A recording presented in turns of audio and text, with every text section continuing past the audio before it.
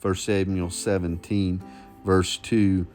And Saul and the men of Israel gathered together, and they encamped in the valley of Elah, and drew up in battle array against the Philistines. The Philistines stood on a mountain on one side, and Israel stood on a mountain on the other side, and a valley between them.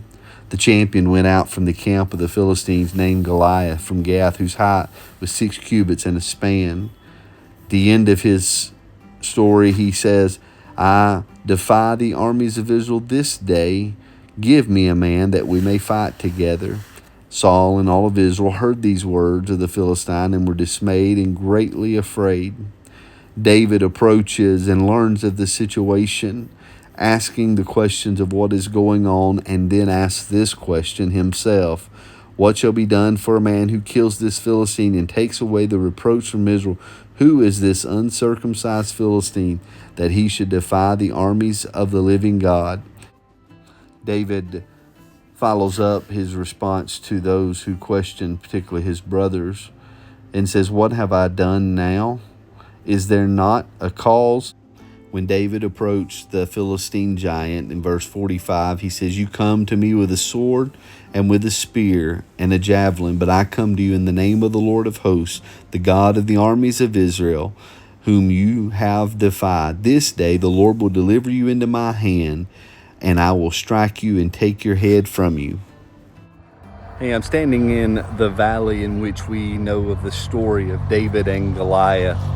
Behind me is the hill where the Philistine army was camped out upon, and on this opposite side is where we understand from current geography where David and particularly the Israelite army was at. It was here in this place that we know the story of David accepting the challenge of Goliath in a moment when Israel was shrinking to the size, to the power, to the fear of the enemy. And in the midst of that, David knew that his hope was not in their power or their strength as a young child.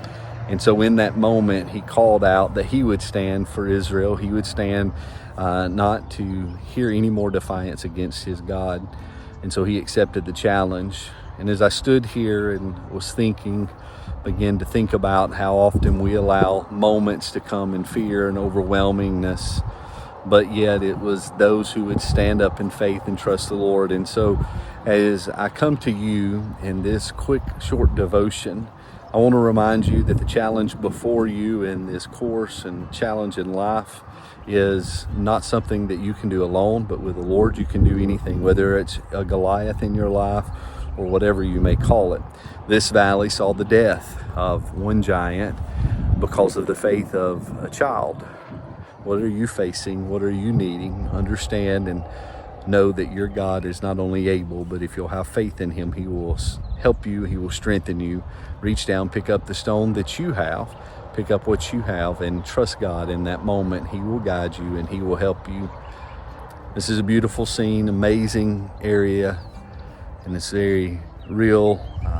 It's very somber, and as you look and just imagine the army standing and hollering, looking at these trees, how that they may have been gathered around similar trees to fight.